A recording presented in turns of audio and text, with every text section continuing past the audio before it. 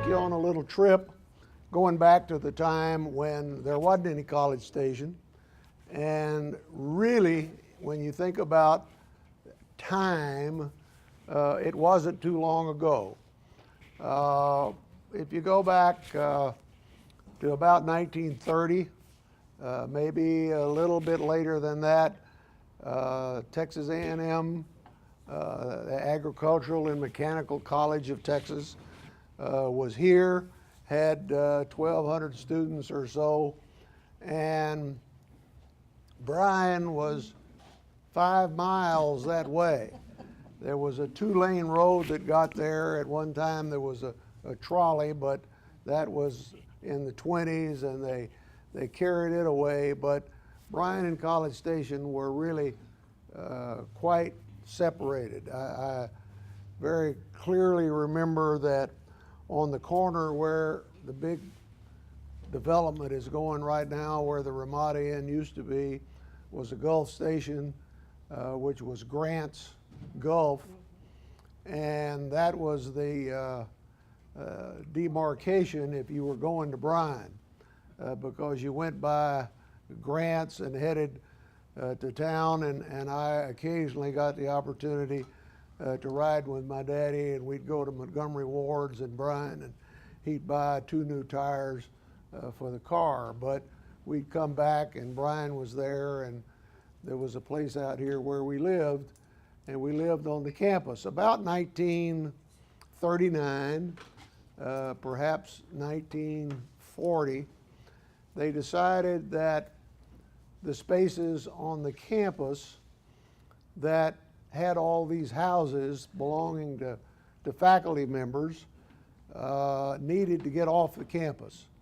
And so they told the owners of those houses that you could buy those houses if you wanted them, but they were either going to be moved or torn down. There were 4 parts to that. There are a good many of those houses, including the one that I lived in, that were moved off the campus and are located in various spots throughout the community. There were 3 people that had an awful lot to do with the development around the area, which formed College Station and brought Bryan a little closer. My father-in-law, Herschel Burgess, developed the South Side, what's now the South Side. He also developed an area between here and Bryan. John Cecil Culpepper developed north of the campus, and Bill Sparks developed the Sparks Addition between here and Bryan, which kind of got Bryan and College Station a little closer. I was born, the old college hospital on the campus. Across the street from that was the house we lived in. Next door to us was Dr. Marsh, who was the doctor at the hospital. Next to Dr. Marsh was the Marstellas. Dr. Marstella was head of the vet school, and next to him was Dean Kyle, who Kyle Field is named for. And going the other way on our street was a duplex that some of the military folks connected with the Commandant's office. Dr. Mayo, the head of the library, was in the next house. And you got a little bit further down the street and you ran into the railroad that carried coal to the old power plant. And I'm afraid I had the reputation because I piled a bunch of rocks on the railroad track and turned the engine over.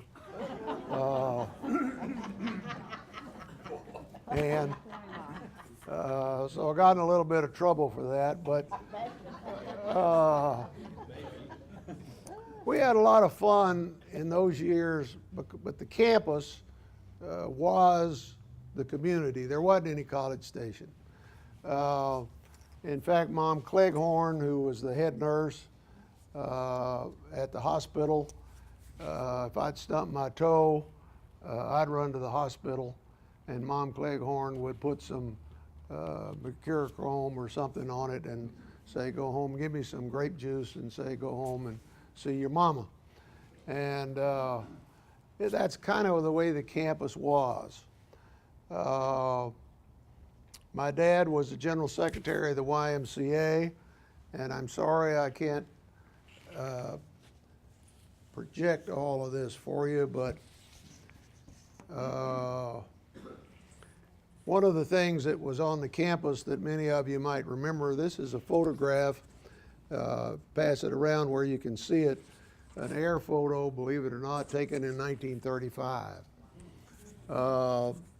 The only entertainment as such was the old assembly hall.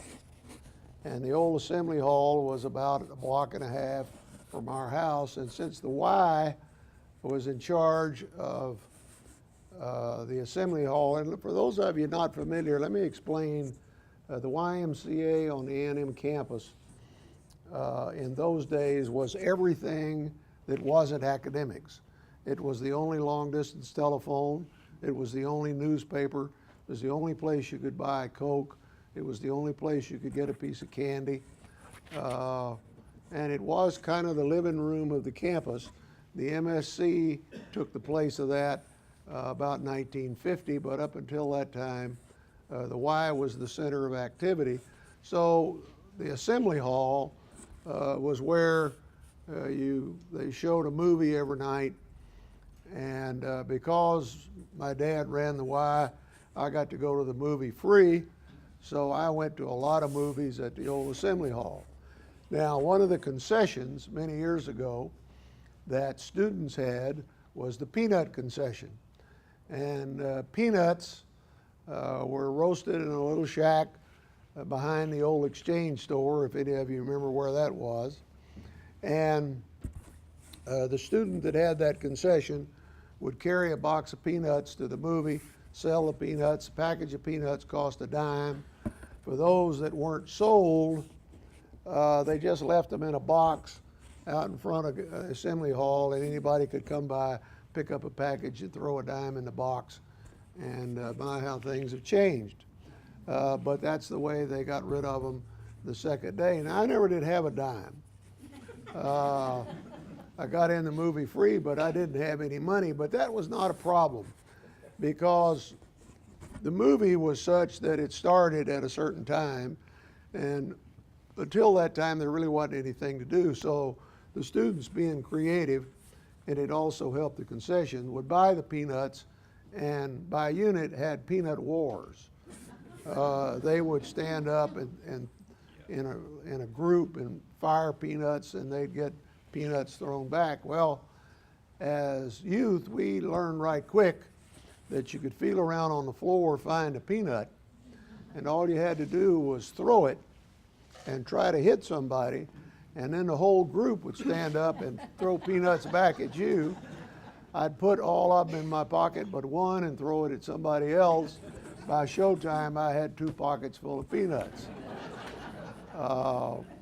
which was a lot of fun. The old consolidated school was located on the campus. The high school was there. The consolidated grade school was over there. And about 1940, maybe a little bit later, my dad was the treasurer to collect money, and believe it or not, they collected money for projects in those days as well. They ended up buying the land where the consolidated school is on Bush Drive, and I think Mr. Langford, head of the architecture department, designed those buildings, affectionately referred to as chicken coops, and Consolidated was moved from the campus off to where those buildings are on Bush Drive. The school, to give you an idea, when I went to high school, the total high school of 4 grades was 151 students.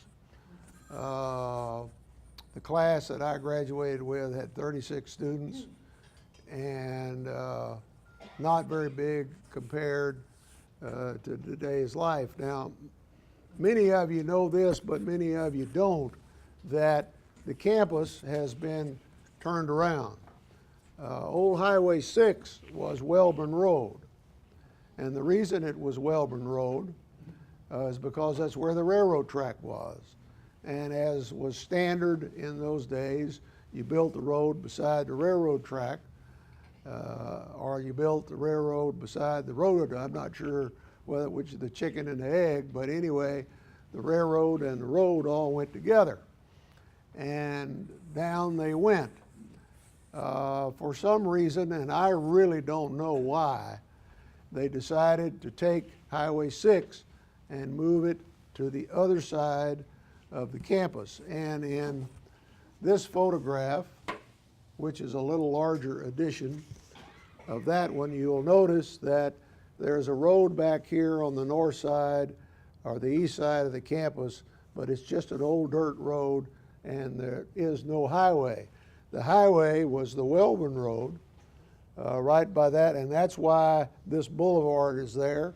It's why the academic building faces towards the railroad instead of facing the front of the campus, because that was the front of the campus in those days. I have to say to you, as far as the students were concerned, generally speaking, the students came in August or September.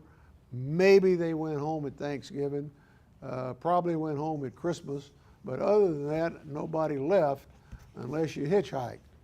And in those days, there was a very, very strenuous regiment about how you hitchhiked. There were certain points if you were going north, there were certain points if you were going south, certain points going east or west, and if you got behind or in front of, however you want to say it, that particular point to try to catch a ride, you were in real trouble. To go south, I remember that the spot was basically where Walton Drive now goes into Texas Avenue, but you didn't dare get in front of or get behind, if you would, to try to catch a car earlier, because that was just a rule that just didn't happen.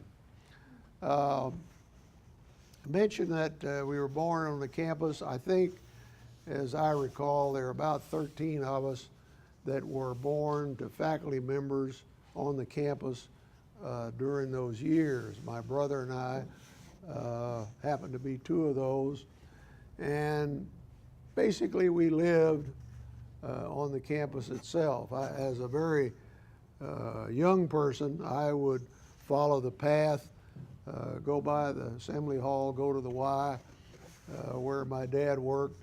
It had a ledge around it, and I would walk around the ledge of the Y. Never did fall off, but I got in a good bit of trouble for doing that. The Presbyterian Church met for many, many years in the Y, and in my early years went to the Y to go to church, except that when Guyan Hall was built, there was a Union church and a Union Sunday school. The Sunday school met in the basement of Guyan Hall. Now, in the very early years, my early years of A&M, the only food available was the A&M commissary. And you'd go to the commissary and you'd get the food. Then, fortunately, we got a grocery store. The grocery store was called Charlie's, and then Luke Patronella came along. It became Luke and Charlie's. And Louise Marsh, Dr. Marsh's daughter, who now lives in Denver, was in Sunday school one morning, and they asked her to say the books of the Bible, and she said Matthew, Mark, Luke, and Charlie.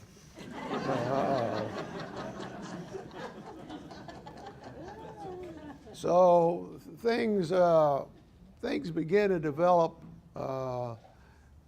Kind of an interesting story. My father-in-law, Herschel Burgess, as I mentioned, developed a lot of South Side. The building over there on Bush Drive that's now got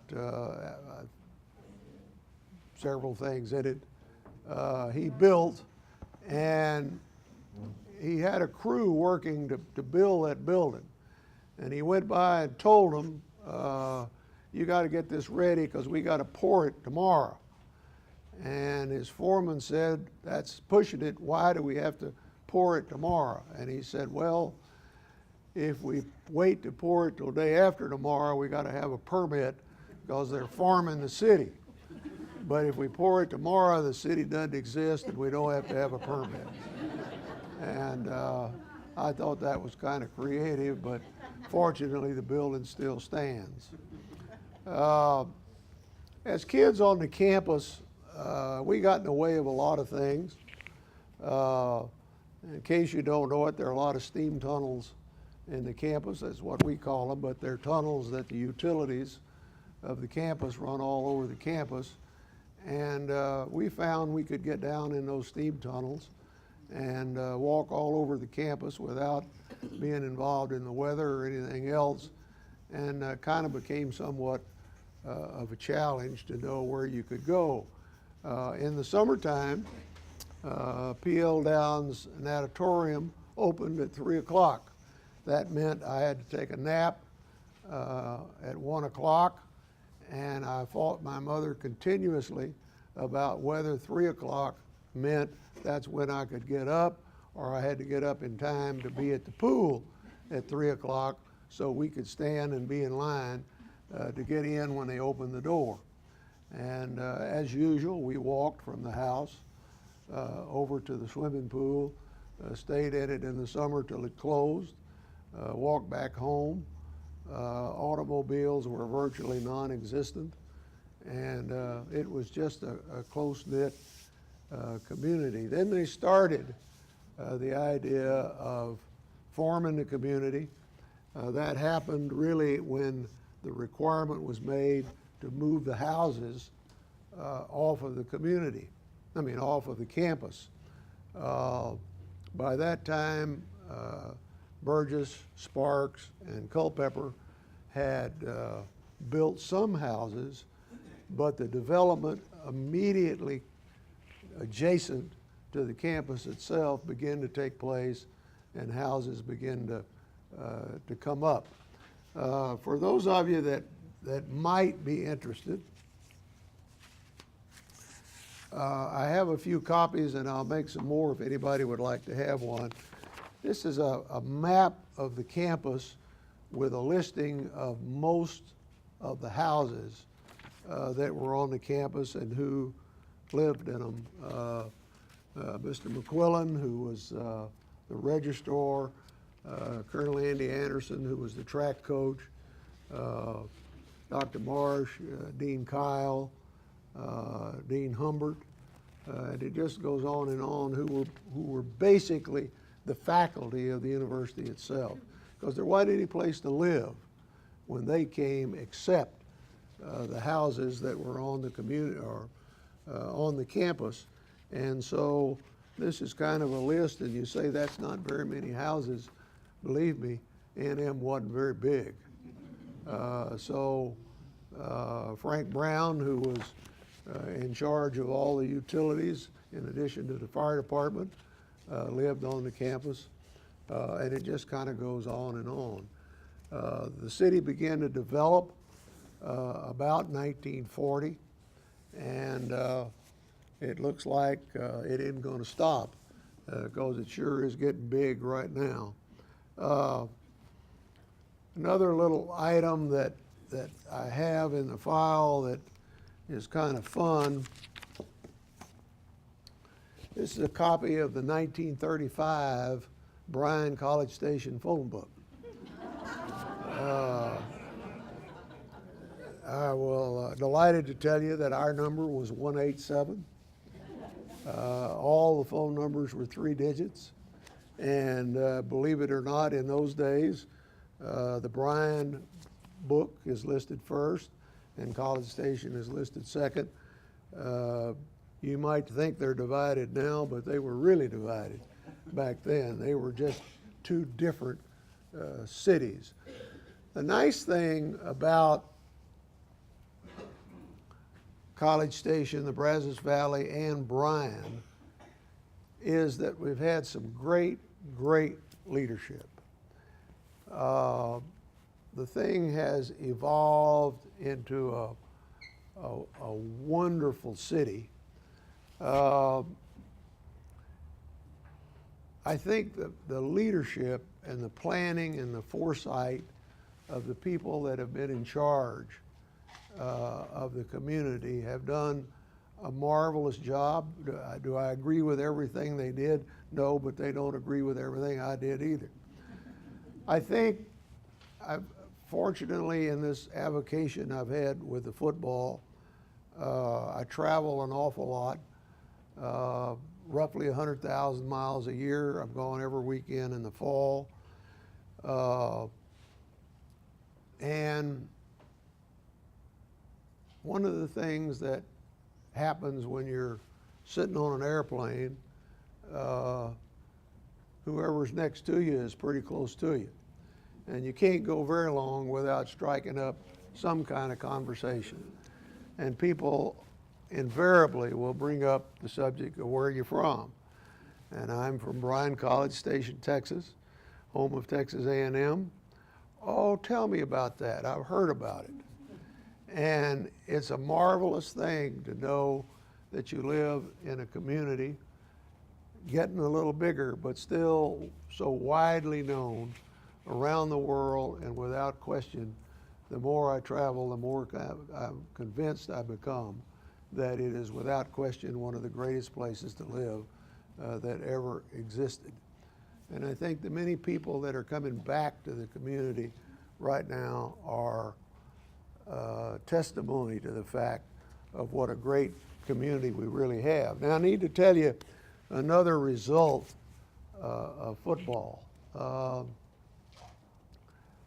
I was married in 1952. My wife was the granddaughter of Dr. Walden, who was president of A&M for many years.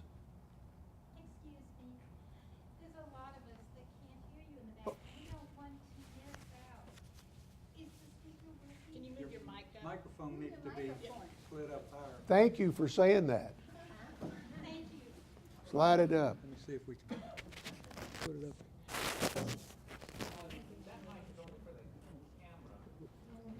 Okay. Is that any better? I think he wants you to use this mic back here because that one's only hooked to the camera. Is that any better? Woo! You should have hollered earlier. Thank you. Regrettably, I lost my wife in 1999, and it was a very tragic loss to me, and I never thought anything else would happen. But several years later, I was working with a former Dallas Cowboy by the name of Burton Lawless. Some of you may remember the big tackle. And we were working on a Ronald McDonald project over in Temple. And he said to me, there's somebody at Texas Stadium that you ought to meet. And I said, why is that? He said, because he's got the same name you do. Well, Cashion is not the most common name in the world. And the next year I happened to be up there and went by and knocked on Suite 101.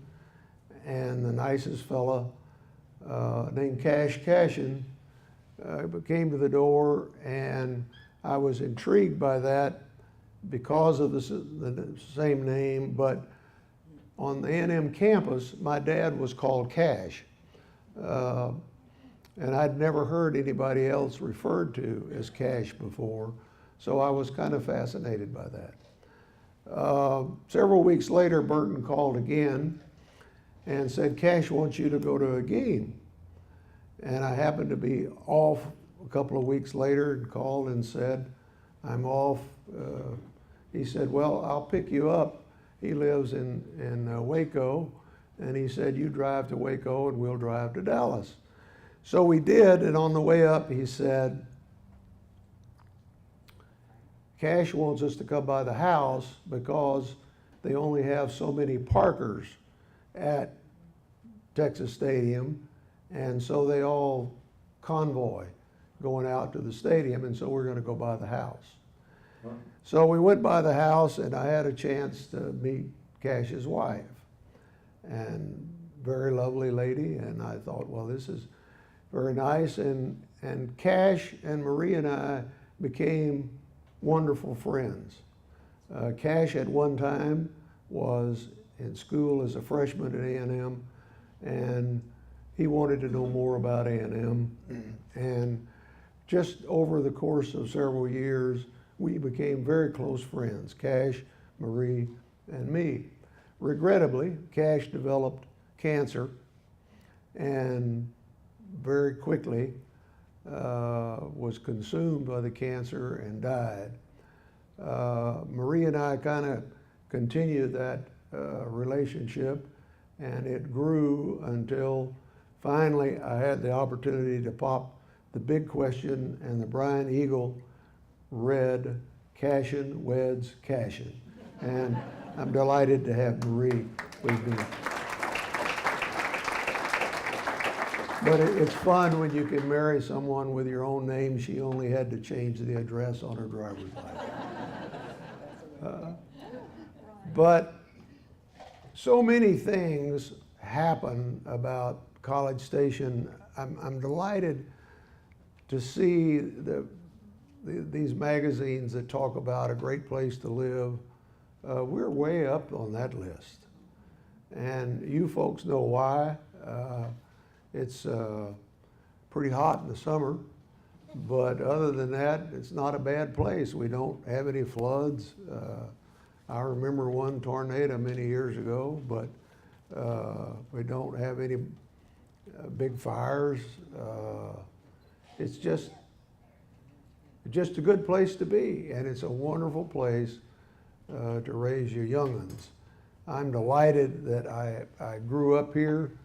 I'm delighted that College Station continues on the path that was started by some great founders and some folks that were very good friends of mine. I'm delighted that all of you are here. It's been a pleasure with you. I would wish I could give every one of you a copy of these pictures. If any of you would care to look at them, I'd love for you to look at them. And with that, I'd really like to open it up to any questions that anybody might have, or any comments that you might have having to do with the history of this great city that we live in. When you were talking about the grocery store, is that the one over there on the south side that became Rizzo's Market? No, that was Sam Rizzo's. The first grocery store, which was Charlie's, was at the North Gate, because the North Gate was the only thing that existed anywhere around as far as the town was concerned. Lipscomb's Pharmacy was on the corner. The Aguilin Pharmacy was across the street. My ultimate entertainment in those days was to have 35 cents to go to the Aguilin Pharmacy and get a malt and a pimento cheese sandwich. And that was 35 cents. But if you go down the street just a little, the building is not there. It was a frame building, and that was Charlie's grocery store. The first commercial facility, other than the North Gate, on Walter Drive, there is a curved building right there, and Luke Patronella, daughter Joyce Patronella, who is Joyce Birdwell. Joyce and I began the first grade together and followed all the way through. But Luke Patronella had a grocery store in half of that building. And to my knowledge, that was the first commercial venture other than the North Gate itself. I'm not sure that's true, but to my knowledge it was. Then some other things began to develop, but those were the only grocers that we had. The commissary, then Charlie's, then Luke and Charlie's, and then Luke's. Yes, sir. Tell us how you got started in a career in football. Well, that's kind of an interesting question. If you went to A&M Consolidated and you were male while you played football, we almost had enough people to scrimmage, but we didn't. There are 11 people on a team and we had 19, so we had to play like we had 22 in order to scrimmage. My brother was a quarterback graduating from A&M Consolidated in 1944. Went on to A&M and was the quarterback, as a freshman quarterback, the most valuable player playing for A&M. Got drafted twice. Got drafted by the Army after he was a freshman. Went to Korea, came back, won his starting job back as a quarterback, went down to New Orleans to play LSU, played for a half, and then we didn't have any TV, but we did have radio. And we never heard his name mentioned again. Didn't know exactly what that was about. So my dad went down to the train station Sunday morning when the team came back from New Orleans and found out that my brother had broken his leg in the game and really never played much after that. I became the quarterback when he graduated and played quarterback for 4 years and had the opportunity to go out, not as a scholarship, but as a walk-on at A&M, and made up my mind that I had seen what happened to my brother and I just didn't think I wanted to go through that. About my sophomore year and into my junior year, I realized that was a mistake. I wish I'd gone out. I wasn't as good as he was, so I never would have played anyway, but I wish I had tried. I wish I could tell you who, but I don't know. I was fussing about not going out for football, and somebody said to me, "Have you ever thought about officiating?" And the more I thought about that, the more I thought that might be fun. And so my junior year, I joined the chapter locally and began to officiate in the College Station chapter of the Southwest Football Officials Association. And that's where it took off. I worked in that chapter until 1972. I worked in the Southwest Conference, worked in the Southland Conference, and then joined the NFL in 1972 and still work for them. So that's been a lot of fun. Yes, sir. You mentioned the assembly hall. Would you tell approximately where it was? And secondly, why was Guyan Hall not used as an assembly hall? I believe Guyan should have been there at that time. Well, it was. I don't know the exact timing of when Guyan Hall was built compared to the Assembly Hall. The Assembly Hall was an old frame building, had great big wooden rafters, stucco on the side of it, was used in those days for a good many things like the Aggie Follies, where the students put on a show at Mother's Day. But when Guyan Hall came along, I think it was just a little bit more sophisticated, and I don't think at the time, but I don't know this, was set up for movies like the Assembly Hall was. And then they decided to tear the Assembly Hall down, and that ended that. But I don't know the answer to your question. Red, was that where Hart Hall is today, or was it the one over closer to where the chapel is? No, the Assembly Hall was immediately adjacent to where the chapel is today. Next to Tent City.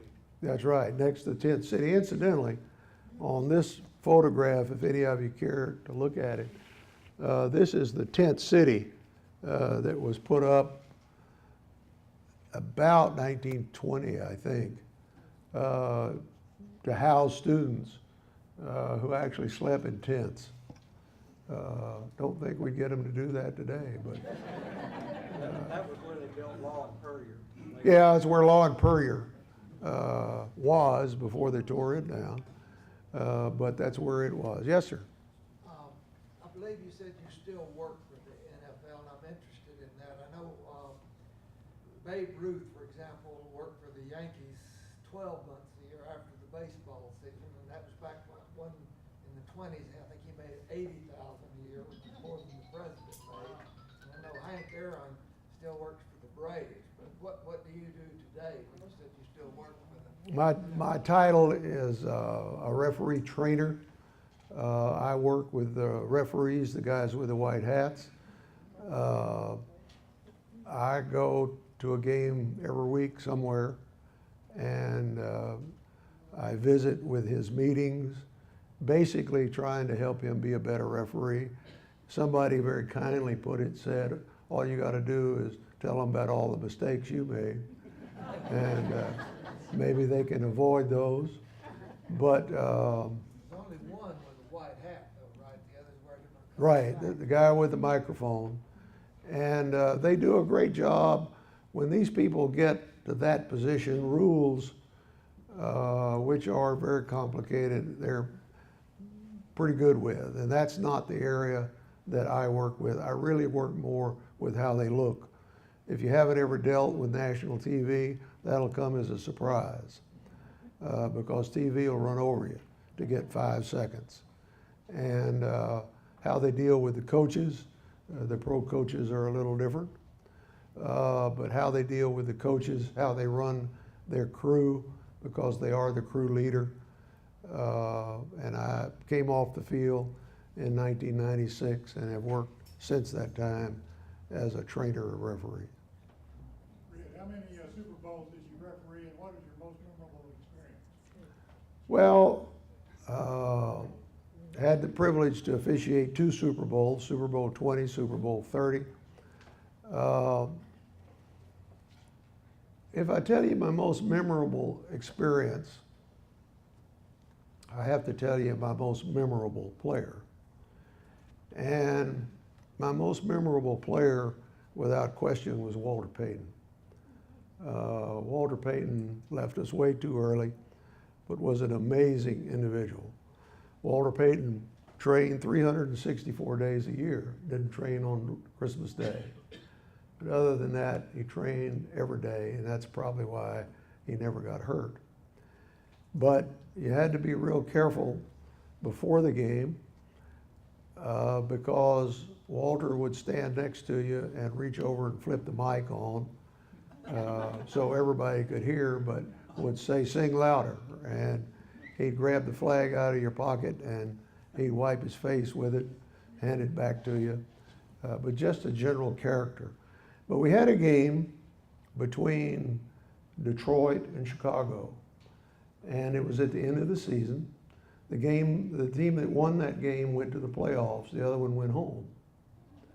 And we got to the fourth quarter. As the commentators like to tell you, we got to a critical play. And Chicago had the ball. It was 3rd down, and they had about 3 yards to go. And if they made a 1st down, they could run the clock out. They were only 2 points ahead, so if Detroit could get the ball back, they had a chance to go down the field, kick a field goal, and win the game, and they would go to the playoffs. Well, the coach was pretty brilliant and did the same thing I would do if he had a Walter Payton. He gave the ball to Walter Payton. Walter ran off tackle, made the 3 yards, but when the play was over, there were 21 players on top of it. I ran in and put my foot down and said, "Give me the ball." Knew it was close. We're going to measure. Give me the ball. very critical part of the game. And as a black hand came out of the bottom of the stack and untied my shoe.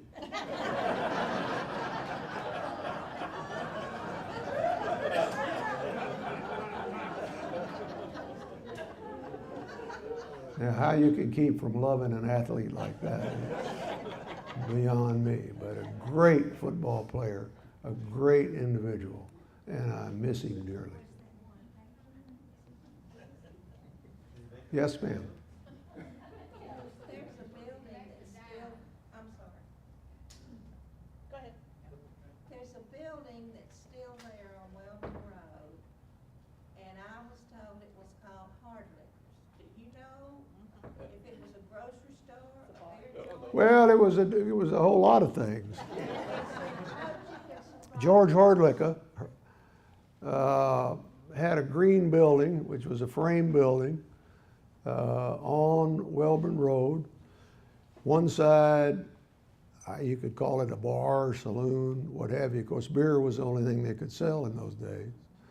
The other side was a little grocery store. I went in that south side a few times visiting or whatever, but I remember the sign up over the bar, and it said, "People who drink die. Those who don't die anyway."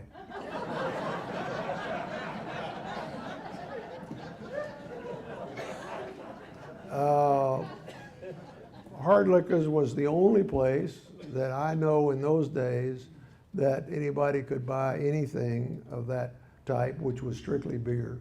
But it was a very, very popular place to go after the game, after anything, to tell you the truth, and was a gathering place for many, many years. His son-in-law, sometime later, opened a restaurant about in a house about 100 yards north on Welborn, the original Fish Richards. And it was a very popular place for a long time. One of the first restaurants, actually, opened in College Station. But he was Hardlicker's son-in-law. But it was a very famous place, and there are a lot of old Aggies that have a very, very soft spot in their heart for Hardlicker's, I'll tell you. Thank you for bringing that one up. We actually have a tabletop from Hard Liquors that will be on display at the Bush Library for the College Station exhibit. His grandson, Jack Fugate, is a very dear friend of ours, is hanging on their living room wall, and I actually had to convince his wife, not so much Jack, but his wife, that we needed it for 3.5 months. So it will be on display at the exhibit. And Jack and his wife were the ones that opened that restaurant. You also mentioned a little earlier B.B. Holland. And a little side note of B.B. Holland, for those of you that have been in the Bush Library, there is a Studebaker in there that belonged to the Bushes, and that was redone by B.B. Holland before it went into the Bush Library. He's quite famous for his ability to redo cars, and is very, very good at it, in addition to teaching school. Tell us about the train station. You know, y'all take the train many places? Oh, the train station. Well, you got to remember, there weren't too many automobiles in those days, and the major source of transportation was the Southern Pacific train that came through going to Dallas or to Houston. That's the way the students got here in most cases. And they would have big steamer trunks or some kind of trunks, but they would store them in the summer. I had a big wagon, and my first entrepreneurial business was that I would take the wagon when school was out on the campus, and they could put their luggage on it and haul it over to the building where you could store trunks for the summer. And one of the conditions was that I had to ride on top. But I made, had to be at least several dollars each year hauling luggage around on my big wagon, which was made from an old popcorn wagon, and that brings back a lot of memories. I used to go with my dad to the train station because that's the way movies came and were delivered. It wasn't mail.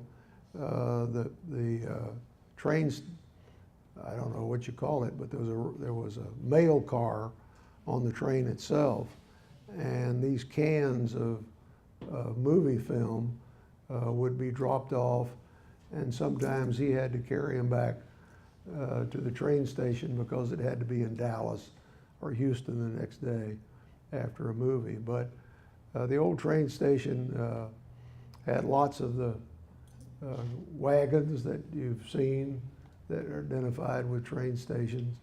The nightly special came through at 11 o'clock at night. We finally got a streamliner that was orange, and it came through and ran between Houston or Dallas, and that was the main way to get to Dallas, was to get on the train, and 4 hours later, well, you'd be in Dallas. But that beat driving on the highways that we had in those days. Yes, ma'am. Do you know approximately what year they moved the horses off of campus? The horses? They had stables there. Well, they had, you got two groups of horses. The cavalry in those days had a group of horses that the cavalry, the students that were in the cavalry rode those horses, and those were actually U.S. Army horses. You had another group that belonged, in fact, the fellow that took care of them, as I recall, was named Kerrigan. And the building,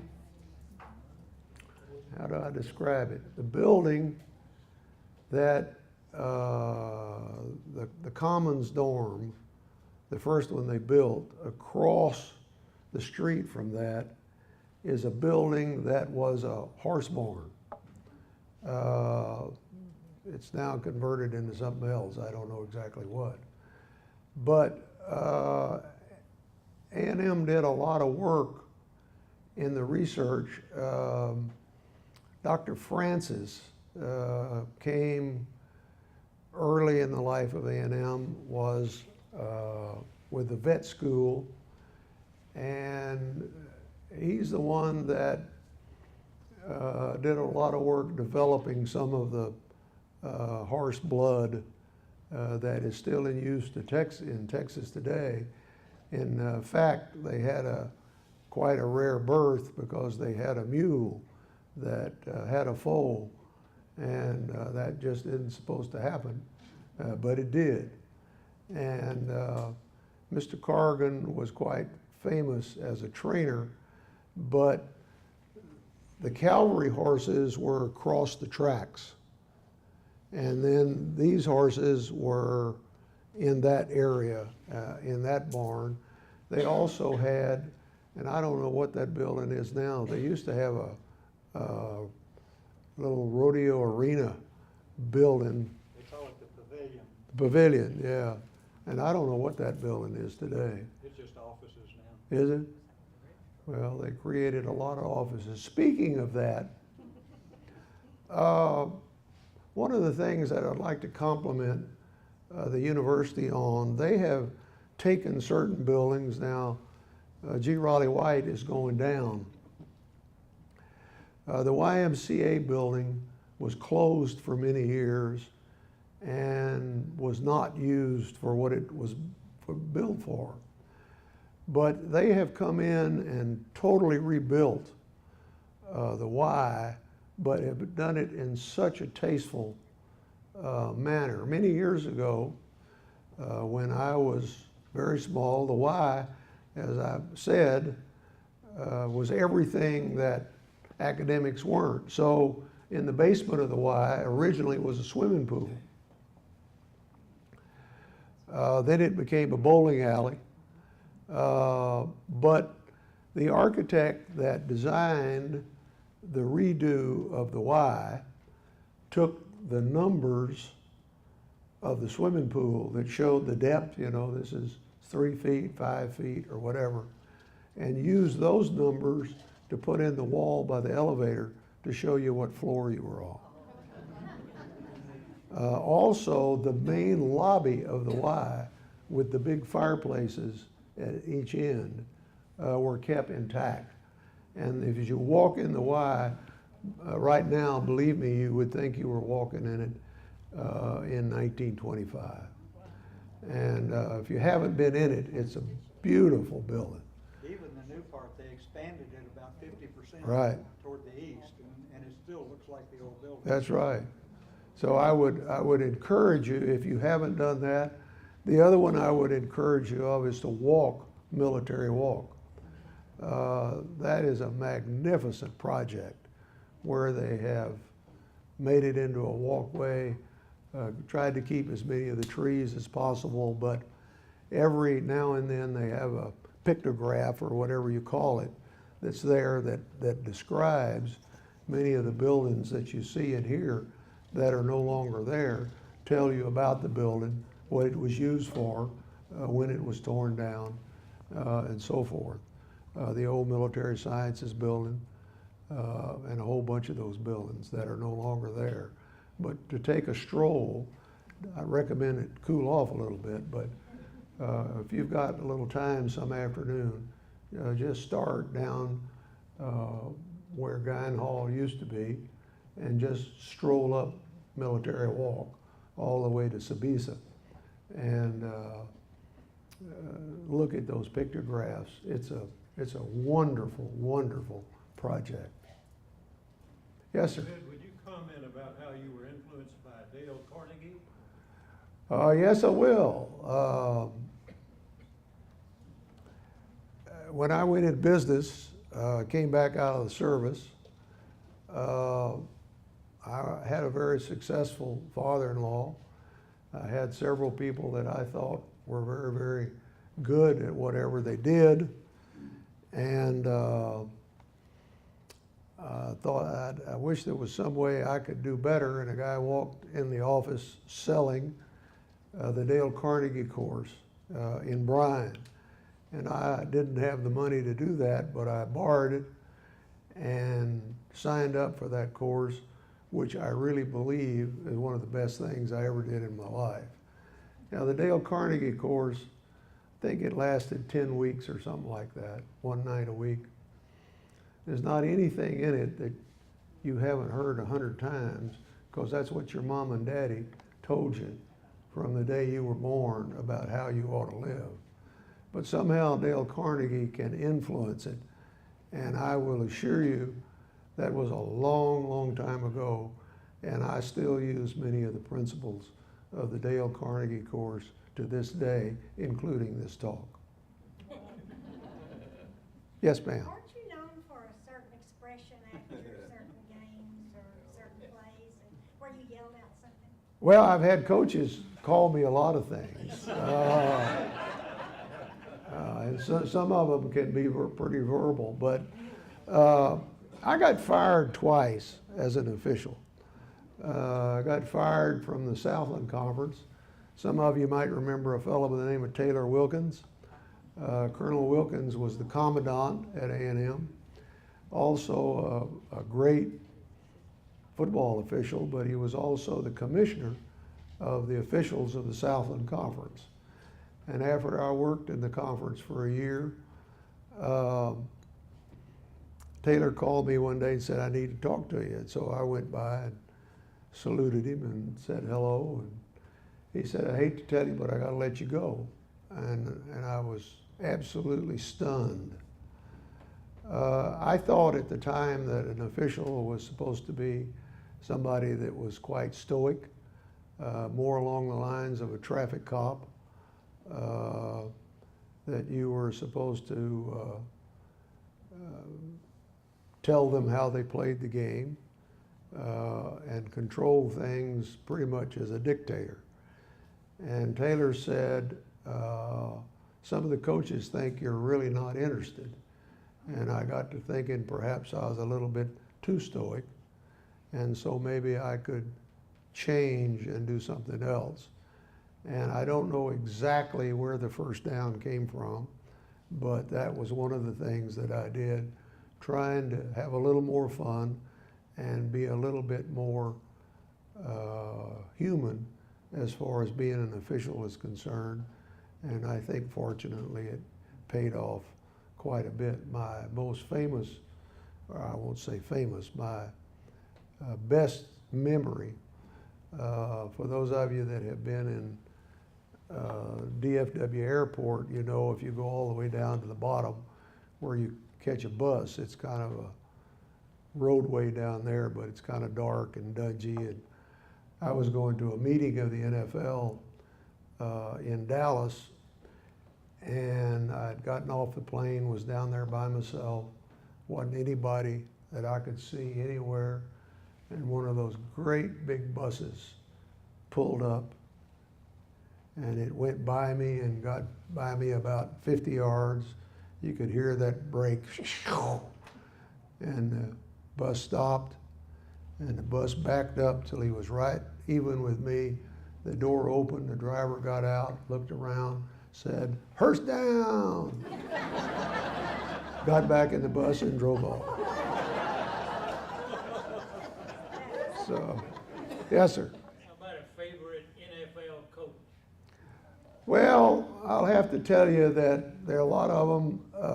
I enjoyed every one of them. Never got in much trouble with any of them. Brother Belichick was pretty tough to handle when he was at Cleveland in his first head coaching job, but he has since simmered down a whole lot. But I would have to say to you that my favorite coach, for several reasons, would be Bill Parcells. Bill was a tremendous football man. Just a real student of the game, never said much. Many of the coaches would call Monday to New York, and not many times did they compliment. They would fuss about this call or that call. To my knowledge, Bill Parcells has never called New York talking about an official. He would call you over occasionally, and you better go listen, because he knew what he was talking about. And I just think that Bill Parcells was a tremendous football man. I was absolutely ecstatic to find out that he was put in the Hall of Fame this past year. So I would have to say Bill Parcells would be my top coach with my experience. Yes, sir. The movie, Remember That Rick, was filmed, I think, in 42. Were you around at that time? Do you have any stories about how that was filmed? I'm about 42. I think it was 42. I'm sorry about, Remember That Rick. no, I really wasn't. I mean, I was around, but I wasn't around up there. And so I really, I don't have any particular comments, except the guy did break the color barrier as far as baseball is concerned. It happened in football, and needless to say, in football it's a very strong element. But I don't find among the athletes, very, very seldom is there any reference to color. They just care how well you play the game. And I was fortunate enough to be raised in a household where color or nationality or your speech really didn't matter. Even your religion didn't matter. My dad worked with all of the religions that were on the campus. Many of you may remember the Religious Emphasis Week that the Y used to sponsor. I'll have to tell you that at noon, the foreign students couldn't go home. And the Y had a club of foreign students, and my mother invited the foreign students to come to our house and have a meal. And I remember the one comment as they left, this fellow said to my mother, thank you very much. It was much better than I expected.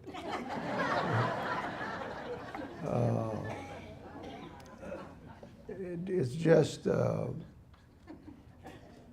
mean, there's so many memories about A&M and the great people and all the things.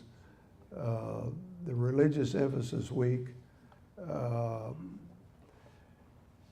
was also sponsored by the Y. The Y has a lot to do with a lot of the history. The Y had the only list of houses where dates could stay. And you could call and leave a card at the Y and say, I'll use a bedroom. I have to tell you a story about that. My mother let one of our bedrooms be used, and a friend of hers and my dad, who was with the YMCA in one of their programs, said he would like to have one of his dates stay with us one weekend. And he came and brought her, and then came back and forth numerous times during the weekend. And when the weekend was over, my mother said to him, I've forgotten his name, but said, you know, it seems like did you have trouble? I mean, because you came and got her so much? And he started laughing. And he said, no, what really happened, I got mixed up and I had 2 dates. And so I told both of them I had to work, and I'd take one home or to where she was staying and go get the other one. And I think I got away with it. But another thing I remember, on a Friday, at a little bitty counter at the Y where the offices were, and a student came by, and I saw my dad reach in his pocket and take out some money and give the student. And I thought, I don't know who that guy is. And I asked my dad, I said, what do you give him money for? And he said, well, you know, a lot of these fellas kind of run out of money on the weekend, and so we started a little program here at the Y where any student could come by at the end of the week and borrow up to $20, which was a lot of money in those days. And then they would come back the next week and pay it back with no charge, but it was a way for them to get money. I'm delighted to tell you that little program is now the Student Loan Fund, operated by the Farmer Students Association, which has close to $2 million in it. And any student can walk in during a week and say, I need a little bit of money, and I'll pay it back in the next 2 or 3 weeks with no interest. And any student can walk in and get that money. And that's where that program got started. Anybody else? One more question. Yes, please. There was a little building on a corner on the south side of the campus, and it had a little museum, and there was a mummy in there. That was the old Francis Museum. And whatever happened to that museum? I don't know what happened to that museum, but that used to be one of my favorite places. It was down by the old administration building. That was started by Dr. Francis and was a fascinating place, and that mummy and me spent a lot of time together because I was fascinated, and I would walk. You let him get away? I let him get away, and I'd walk down to that, and you're absolutely correct, and I have no idea. It also had the exhibit in it showing that the bone length of a horse is the same all the time, or when it's born, or what have you. And I remember looking at that and shaking my head, but I remember that museum very, very well. I'd forgotten about the mummy. Yeah, the mummy was there. You had, Is it fair to ask you your feelings about a woman becoming a referee? well, I think along with a lot of other things, time will take that and do something with it. A lady officiated in the New Orleans game last weekend, a girl from Mississippi. The NFL invited her to participate, and I'm sure that will happen before long, but you also have to realize the girls don't grow up necessarily in the game, so it's a little bit harder, but there's no question in my mind that it will happen. I'm not sure when, but it's moving in that direction right now. And she is on the list of the 21 candidates to be the next officials invited into the NFL. And whether she makes it or not, I don't know. Time will tell. I'd like to leave you with one last thought, which has to do with the football, but I think that I shall never see a satisfactory referee, around whose head a halo shines, who makes his calls, and I say fine. Poems are made by fools like me, but only God can referee. Thank you.